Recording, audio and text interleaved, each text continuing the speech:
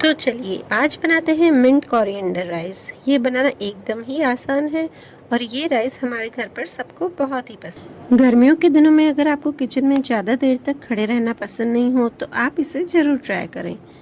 और जैसे वेजिटेबल पुलाव के साथ कोई सब्जी बनाने की आवश्यकता नहीं होती, वैसे ही मिंट कोरिएंडर राइस को भी बिना सब्जी के ही खाया जाता है।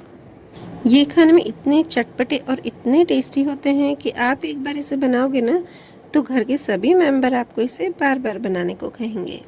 तो सबसे पहले मैंने धनिया और पुदीना को किसी बड़े से बर्तन में पानी में भिगोकर रख दिया है, क्योंकि इनमें बहुत सारी डस्ट होती है और इसे भिगोने से ये अच्छे से निकल जाती है।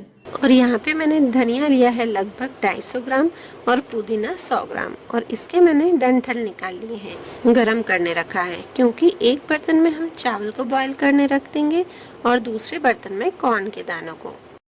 तो मैंने यहाँ पर एक भुट्टे के दानों को निकाल कर उसे बॉईल करने रख दिया है और दूसरे बर्तन में 1 कप चावल को भी बॉईल करने रखा है, और इन दोनों बर्तन में मैंने नमक भी डाल दिया है।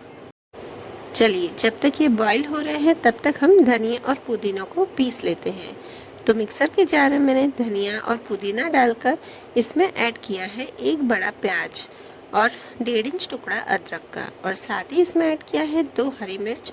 अगर आप ज़्यादा स्पाइसी खाते हो तो आप हरी मिर्च ज़्यादा डालिएगा, क्योंकि मिंट कोरिएंडर राइस में लाल मिर्च या काली मिर्च नहीं डाली जाती है। तो अगर आपको ये ज़्यादा स्पाइसी चाहिए तो आप इसमें हरी मिर्च को ही ज़्यादा ऐड कर दें। और साथ में इसमें डाला है आधा नींबू का रस, और साथ में इसमें नमक ऐड किया है और इसे मैंने पीस लिया है। देखिए यहाँ पे मैंने कॉर्न के दानों को निकाल कर बॉईल किया है, तो ये कितने जल्दी बॉईल हो गए हैं। तो अब हमें इसका पानी स्ट्रेन कर लेना है। और यहाँ पर चावल भी अच्छे से बॉईल हो गए हैं, तो चावल का पानी भी हमें स्ट्रेन कर लेना है।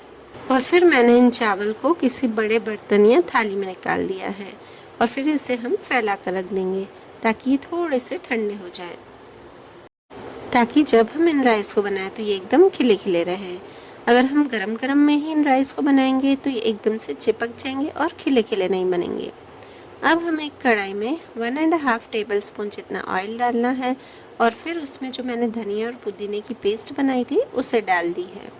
अब इसे हमें आधे मिनट तक ही मीडियम फ्लेम पर पकाना है। इसे हम ज़्यादा नहीं पकाएंगे, नहीं तो क्या होगा ना कि इसका टेस्ट भी चेंज हो जाएगा और इसका कलर भी। मिंट कोरिएंडर राइस में जो धनिया और पुदीने का जो फ्लेवर होता है, एज इट इज़ हमें इस राइस में भी वैसा ही फ्लेवर लाना है, इसलिए हमें इसे ज़्यादा नहीं चलाएंगे। अगर हम इसे ज़्यादा पकाएंगे तो फिर इसका टेस्ट थोड़ा सा अलग आएगा। और फिर इसमें बॉइल्ड कॉर्न के दानों को डालकर इसे हमें मिक्स कर देना है। मैंने नमक को राइस में भी डाला था बॉईल करने के टाइम, और फिर इसके कोरिएंडर की पेस्ट में भी डाला था। तो मुझे यहाँ का नमक का टेस्ट एकदम सही लग रहा था। अगर आपको लगे कि नमक का टेस्ट थोड़ा सा कम है तो आप इसे इस टाइम मिक्स करते वक्त ही डालें। जब आप इसमें बॉइल्ड चावल डाल देंगे उसके बाद इसमें नमक नहीं डालें, नहीं तो वो अच्छे से मिक्स नहीं होगा। अब इसमें बॉईल की हुई राइस डालें। अगर हम इसकी पेस्ट को ज़्यादा पकाते हैं तो वो एकदम सूख भी जाती है और राइस पर अच्छे से कोट भी नहीं हो पाती है। देखिए ये चावल एकदम खिले खिले लग रहे हैं। अगर आप चावल को ज़्यादा पका लेते हैं और फिर हम इसे मिक्स करते हैं तो ये एकदम चिपके चिपके हो जाते हैं। और इसका कलर भी देखिए कितना अच्छा ग्रीन आया है। गर्मियों में सब्जियों में टेस्ट भी नहीं होता है और सब्जियां खाने का मन भी नहीं होता है।